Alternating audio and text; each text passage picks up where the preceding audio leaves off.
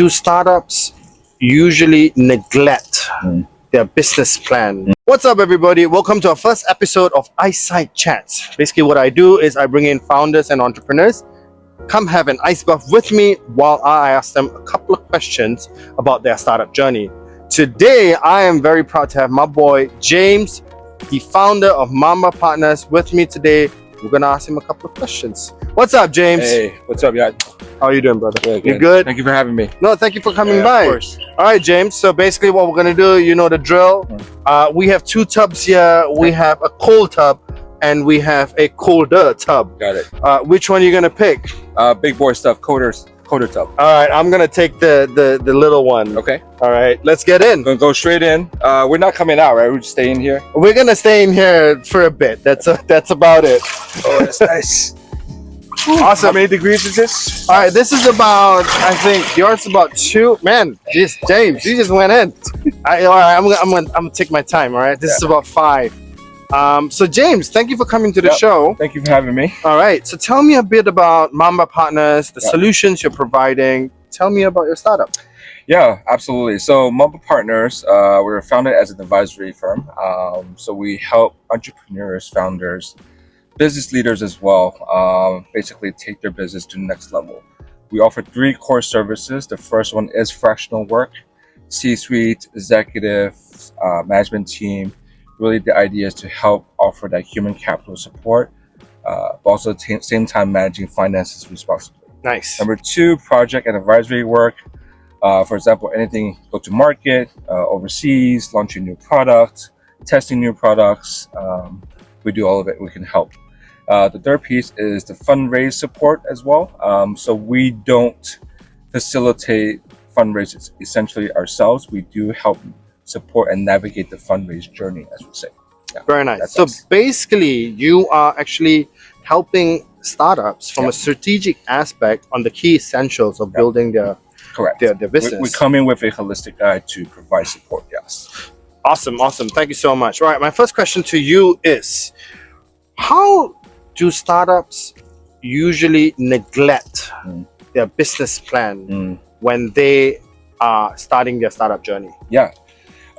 So it's very essential. You know, basically the way we try to help founders, even entrepreneurs, is that we let them understand that their business plan first is the story, right? So the storytell is very important. The most important aspect of building your business. 100%. Everything from branding, who your customers are, what does your product do, the problems that it solves, and obviously to the next level, you know, how do you make a profit and exactly why you're doing it, right? So the plan needs to be very clear. Yeah, that's his business plan, and then you break it down obviously into, for example, more strategic components. What are the costs? You know, what exactly are the finances going forward? What exactly do you need to sustain the business? Who do you need? Right. So that whole business plan and strategy, essentially, again, what we say as your story, you need to be able to tell your story from a very, very beginning all the way to the end in terms of component. Yeah. Thank you so much. Yep. All right. Well, so I guess that's more of a business orientated question. So that's correct. Yeah. I know that, you know, as a startup, mental well-being is a key essential, right? So from your aspect, what are the few pointers that you could give to somebody who is starting out? You know, startups are technically a very high stress level, you know, area. So what do you think are the few key pointers to have a healthy mental well-being? Yeah. So before that, my question is: are you actually going to jump in, or are you just going to chill your feet? If your feet looks nice and you're completely dry everywhere else. There you go.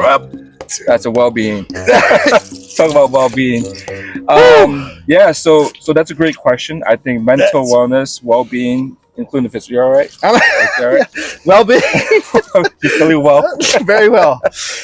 All right, let's go. I think the first thing for founders, CEOs, entrepreneurs, everybody with a high level in terms of decision making needs to have a release point. I think when it comes to release point, it could be anywhere, anything that they consider a safe space. So, for example, my safe space is playing basketball. My safe space is going to the gym and boxing and Muay Thai and travel, of course. But however, I cannot do that time to time, and you know, sometimes work just gets in the way. Yeah.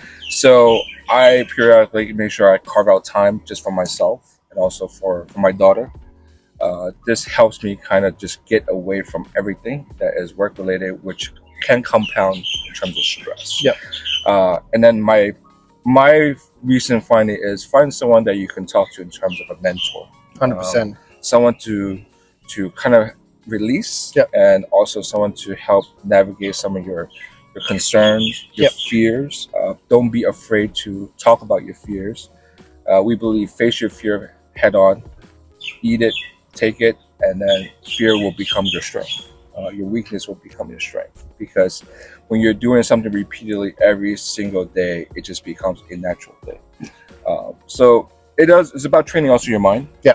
But in terms of also training your mind, you need to also reboot and recharge your mind, which we feel talking to somebody, especially a mentor, can be very, very helpful. And also physically, ice baths, I think. If you're physically healthy, you want to try this, we've been doing this, what, 3 months? Yeah, three months. Yeah. So those are kind of what I do in terms of this wellness focus.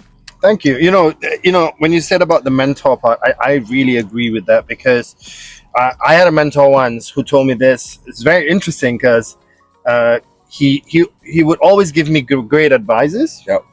And he would say this, it's like the advices are not enough. Get yourself a mentee, And I was like, why? Like, aren't you enough to just give me advices? He's like, no, you got to keep yourself accountable to the advices that he gives. Yep. So, or any mentor gives, right? So, and so I hence, had a couple of mentees, and it actually kept me accountable, because the advices has to go through me. Like, I gotta keep up to it, right? Yeah.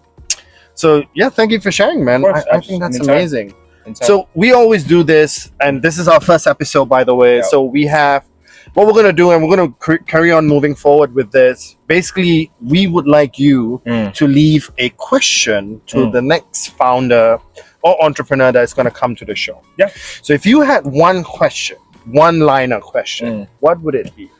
Yeah, and I kind of use this question when I meet founders all the time, when we have exploratory chats, coffees, and just introductions.